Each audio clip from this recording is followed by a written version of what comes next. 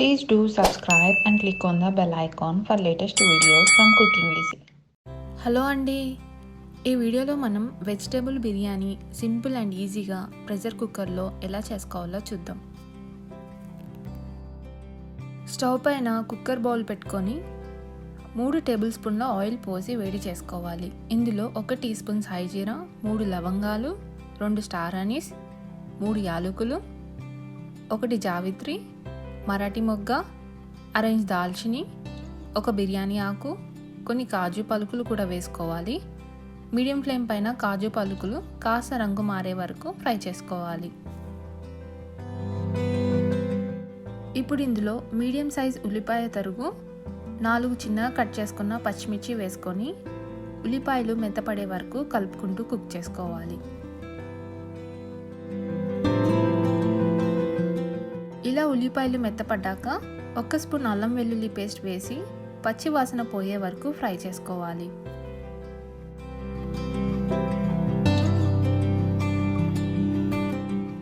ఆ తర్వాత ఇందులో 1 పెద్ద టమాటా ముక్కలు వేసి ఓసారి బాగా కలుపుకోవాలి. స్టవ్ని మీడియం ఫ్లేమ్లో పెట్టి టమాటాలు మెత్తగా అయ్యే వరకు కుక్ చేసుకోవాలి. ఇప్పుడు ఇందులో 1/2 కప్ క్యారెట్ ముక్కలు, 1/2 కప్ బీన్స్, అలాగే 1/2 కప్ కట్ చేసుకున్న ఆలు కూడా వేసి ఓసారి మొత్తం అంతా కలిసేలాగా కలుపుకోవాలి.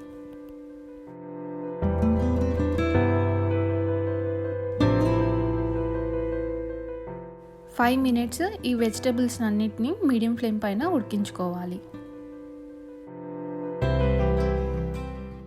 ఆ తర్వాత 1 టేబుల్ స్పూన్ కారం, రుచికి సరిపడ ఉప్పు,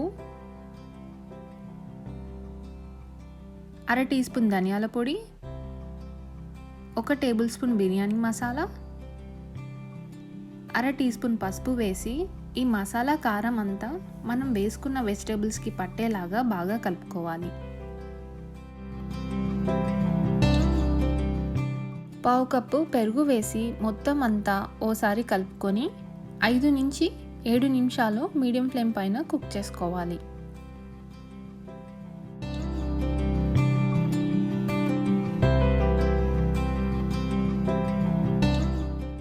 బాస్మతి రైస్ 1 కప్పు వేసుకోవాలి. నేను ఇక్కడ రైస్ని 30 నిమిషాల ముందు నానబెట్టుకొని తీసుకున్నాను. బియ్యం వేసుకున్నాక ఓసారి బాగా కలుపుకోవాలి.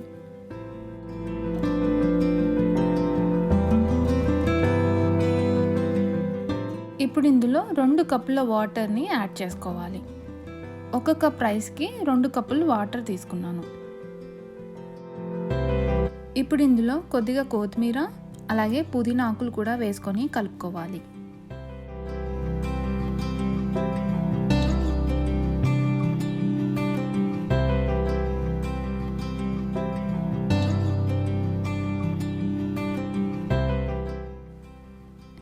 ఒక స్పూన్ నెయ్యిని కూడా వేసుకొని కలుపుకోవాలి. నెయ్యి వేయడం వల్ల బిర్యానీ ఫ్లేవర్ చాలా బాగుంటుంది. ఇప్పుడు కుక్కర్ మూత పెట్టి విజిల్ కూడా పెట్టేసి మీడియం ఫ్లేమ్ పైన ఓ విజిల్ వచ్చే వరకు కుక్ చేసుకోవాలి. ఆ తర్వాత స్టవ్ ఆఫ్ చేసి కుక్కర్లో ప్రెషర్ అంతా పోయాక మూత తీసి చూసుకుంటే మన వెజిటేబుల్ బిర్యానీ రెడీ అయిపోయింది. ఒక 5 నిమిషాలు మూత తీసి అలాగే ఉంచి ఆ తర్వాత ఓసారి మొత్తం కలుపుకొని ఆ తర్వాత సర్వ్ చేసుకోవాలి.